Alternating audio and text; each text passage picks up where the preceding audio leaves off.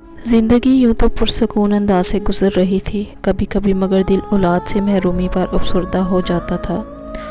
एक दिन उदास बैठी थी कि एक फ़कीर ने दरवाज़े पर सदा लगाई।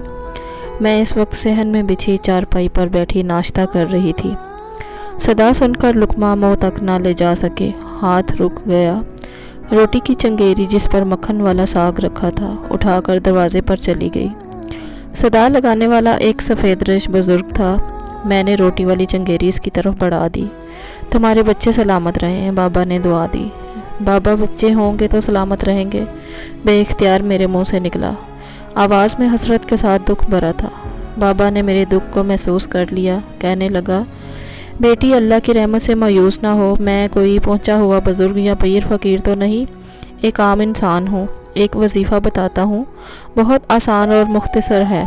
इशा की नमाज के बाद रोज़ उस्माए हुस्ना पढ़ लिया करो। इस दौरान ख्वाब में कोई इशारा मिले तो समझ लेना मुराद पूरी हो गई। बाबा ये कहकर चला गया। मैंने इसकी बात को संजीदगी से ना लिया, क्योंकि बहुत इलाज मुआलजा करवा चुकी थी, लेकिन जब उम्मीद भर ना आई तो अल्लाह की तरफ से तकदीर समझकर सब्र कर लिया। इस बात को कुछ अरसा हुआ था कि फ़कीर बाबा की कही हुई बात याद आ गई। सोचा बाबा का बताया हुआ वजीफ़ा करके देखूं, क्या खबर इस वसीले से मुराद भर है। इशा की नमाज के बाद वजीफ़ा पढ़ते 6 दिन गुजर गए थे कि ख्वाब में देखा मलबे का एक ढेर है। इसकी आड़ में एक टोकरी है जिसका मुंह सिला हुआ है। मैंने जब इसे खोला तो टोकरी में छोटा सा बच्चा है। ये देखकर मैं खुश हो जाती हूँ। बेदार हुई तो सोच में पड़ गई कि या अल्लाह, ये क्या माजरा है और इस ख्वाब की ताबीर क्या होगी। दिल ने सरगोशी की कि अल्लाह ताला औलाद की खुशी देगा। इस ख्वाब से तो बज़ाहिर ऐसा ही इशारा मिलता है। खैर, अल्लाह के राज वही जाने। हमें तो इस ज़ात बाबरकत से अच्छे की उम्मीद रखनी चाहिए। इस दिन के बाद मैंने वजीफ़ा पढ़ना बंद कर दिया। सोचा कि कोई दूसरा ख्वाब आ गया जिसकी ताबीर अच्छी ना महसूस हुई तो दिल में जागी खुशी की उम्मीद भी जाती रहेगी। 1 माह बाद अचानक ये वाक़या वक़ूफ़ पज़ीर हो गया कि हमारे घर के पिछवाड़े हमारा ही एक और मकान था जो कच्चा था। वो सैलाब के दिनों में गिर गया था, तब से ही इसका मलबा पड़ा हुआ था। मेरे मियाँ का इरादा इसको दोबारा तामीर कराने का था, मगर अपने काम की वजह से इनको फुर्सत नहीं मिल रही थी और आजकल पर इसकी तामीर नौ टल रही थी। इन दिनों हम अपने शहर के करीब ही रहते थे। गर्मियों के दिन थे। मैं सुबह की नमाज़ पढ़कर घर के कामकाज में लग गई।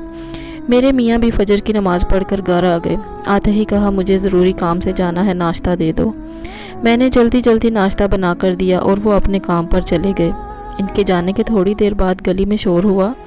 तभी हमारे मोहल्ले की एक औरत मुझे आवाज़ें देती हुई घर में दाखिल हुई। वो सर से पाँव तक कांप रही थी। बोली, फरीदा जल्दी चलो, तुम्हारे गिरे हुए घर के मलबे में एक टोकरा पड़ा है। इसमें से बच्चे की रोने की आवाज़ आ रही थी, तो वहाँ लोग इकट्ठे हो गए हैं। लोग जमा तो हैं मगर कोई टोकरे को हाथ नहीं लगा रहा।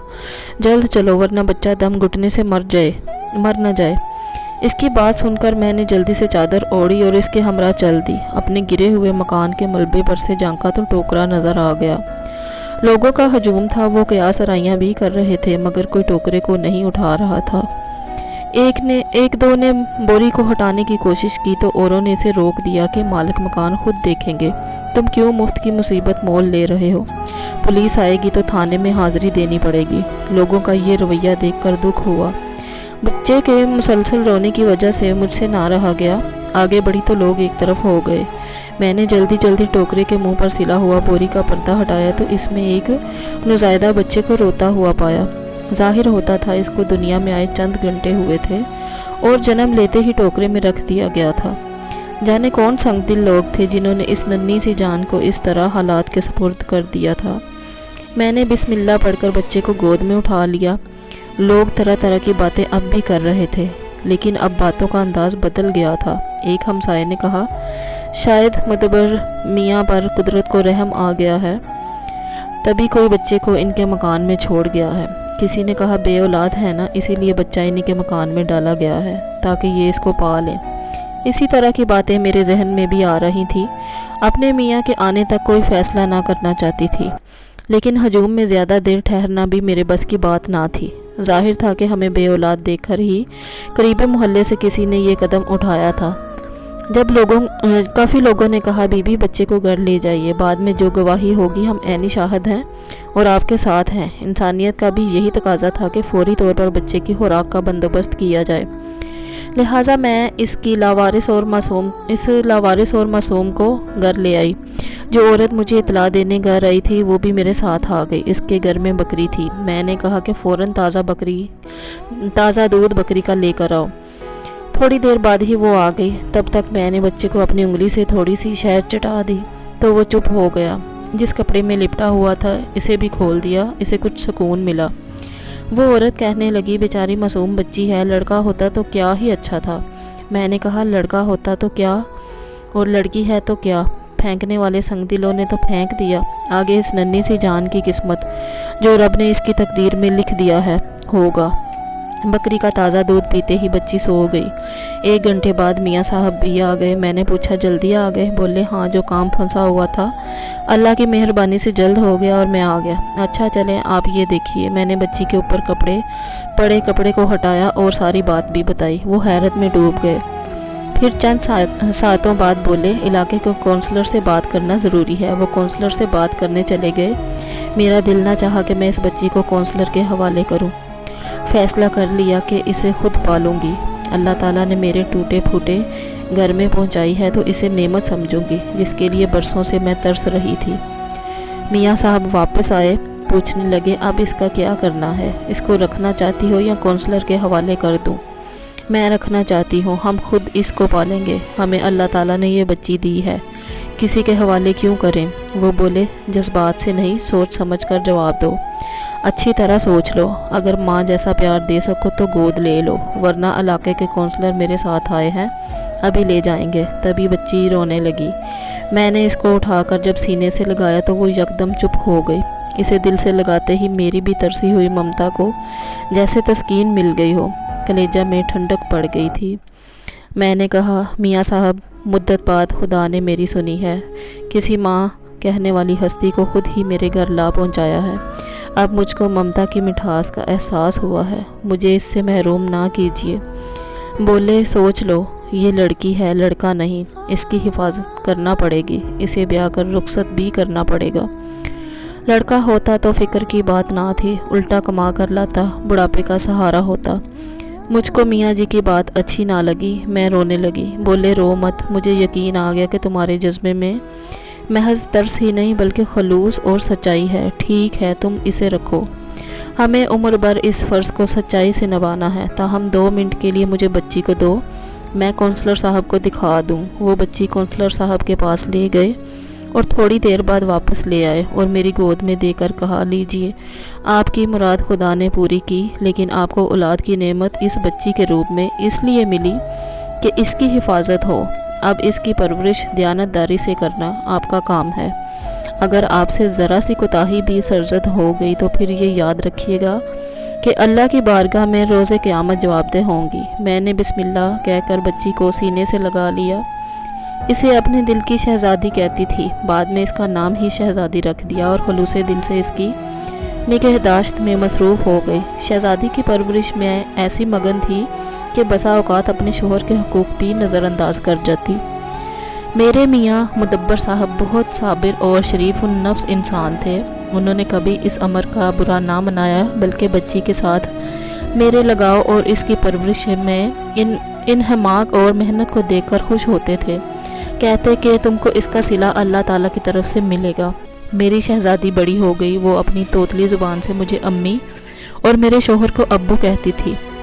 इसकी प्यारी प्यारी बातें सुनकर मुदब्बर खुश होते। दिन रात हम मियाँ बीवी बच्ची के आगे पीछे फिरते थे। इसकी वजह से हमारी ज़िंदगी में रौनक आ गई थी। नन्ही शहज़ादी हम दोनों को हर दम अपनी जानिब मुतवज्जो रखती थी।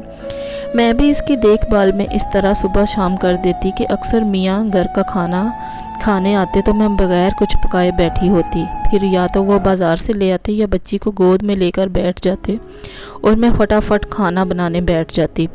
मेरी ज़ात का खला ममता के जज्बों को मिली आसूदगी ने भर दिया था।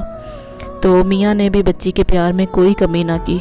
وہ جب گھر آتے ان کی ساری توجہ شہزادی لے لیتی، اس کی ہر فرمائش پوری کرتے، قسم قسم کے کھلونے، خوبصورت کپڑے، اس کی ضرورت کی ہر شے وہ ڈیروں کے حساب سے لے آتے۔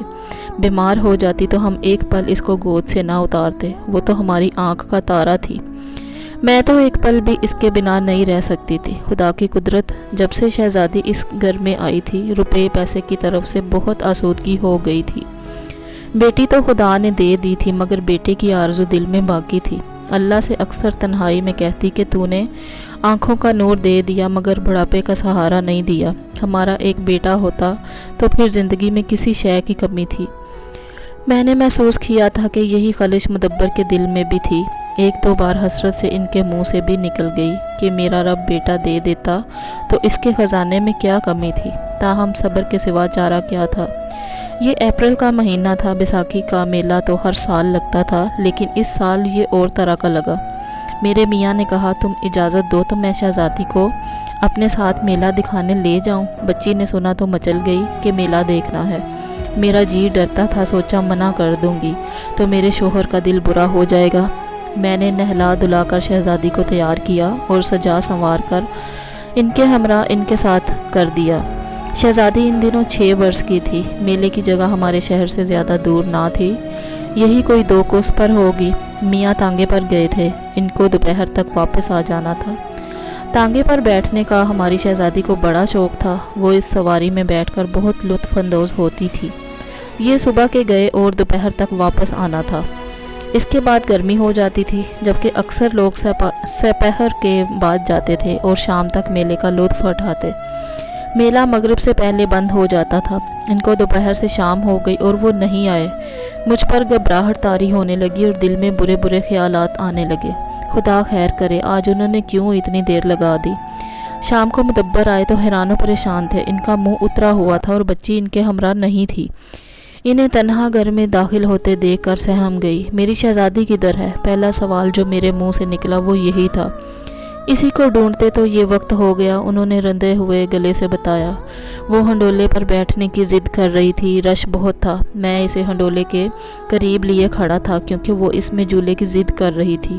ہنڈولا رکے تو میں اسے پکڑ لوں اور خالی میں اپنی شہزادی کو بٹھا دوں۔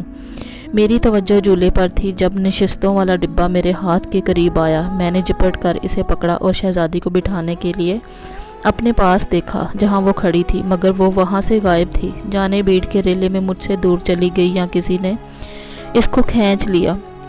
پل بھر کو میں نے اس کا ہاتھ چھوڑا تھا۔ جھولے والا بھی حیران ہوا کہ بچی کہاں گئی۔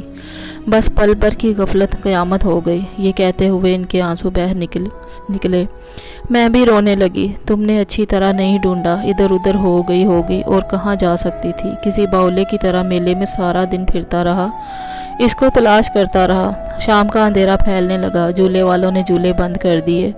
مٹھائی اور کھلونے والے بھی شامیانے کے نیچے سے اپنی عارضی دکانیں سمیٹ کر چلے گئے، مگر ہماری بچی کا نشان نہ ملا۔ سارا میدان میلے میں آنے والے لوگوں سے خالی ہو گیا۔ گراؤنڈ سے سیدھا تھانے گیا، رپٹ لکھوا کر ابھی آ رہا ہوں۔ میں رو رہی تھی ہچکیاں لے کر، اور میاں مجرم بنے کھڑے تھے۔ تسلی دینے کو بھی ان کے پاس الفاظ نہ تھے، آنکھوں سے بس آنسو بہہ رہے تھے۔ جی چاہتا تھا اب گھر نہ جاؤں، ندی میں ڈوب جاؤں، مگر تمہارا خیال آتا تھا کہ تم انتظار کرتی ہوگی۔ سوچتا تھا گھر جا کر تم کو کیا منہ دکھاؤں گا، کیا جواب دوں گا۔ ہم نے شہزادی کو بہت ڈھونڈا، مگر اس کو نہ ملنا تھا اور وہ نہ ملی۔ خدا جانے کون سنگ دل اسے لے گیا۔ خدا نے ہمیں خوشی دی مگر عارضی کے وقت نے پھر چھین لی۔ بدلے میں ایسا درد دے دیا، جب تک زندہ ہیں اس درد کی ٹیسیں اٹھتی رہیں گی اور ہمیں ہر حال یہ درد سہنا ہوگا۔ کاش وہ ہمیں اولاد کی خوشی نہ دکھاتا تو اچھا تھا۔ وہ دکھ کم تھا، مگر پا کر کھو دینے کا دکھ بہت زیادہ ہے، اتنا کہ اس کی حد نہیں۔ جب مجھے اپنی لاڈلی کا چہرہ یاد آتا ہے، بن پانی کی مچھلی کی طرح تڑپنے لگتی ہوں۔ اپنے اللہ سے فریاد کرتی ہوں کہ اگر یہ خوشی عارضی تھی تو اگر یہ سکھ ہم کو راس نہیں تھا تو نہ ہی ملتی ہمیں یہ خوشی، کوئی اور ہی لے جاتا۔ اس معصوم کو اس طرح نہ کھوتی۔ اللہ تعالیٰ بے نیاز ہے، سب کی فریاد کو سنتا ہے مگر جواب نہیں دیتا۔ نہ جانے ہم سے کون سی کوتاہی ہوئی۔ اب توبہ کرتی ہوں کہ بیٹے کی جو حسرت تھی اسے بھی دل سے مٹا دیا ہے۔ وہی بیٹی رحمت تھی اور نعمت بھی وہی تھی ہمارے لیے جو نہ رہی۔ شاید ہم اس نعمت کے قابل نہ تھے۔ اس واقعہ کے 28 برس گزر چکے ہیں مگر زخم پہلے دن کی طرح تازہ ہے۔ لگتا ہے جیسے کل کا واقعہ ہو۔ کوئی اگر آج بھی میری شہزادی کی خبر لا دے تو یہ جان بھی نذرانہ کر دوں۔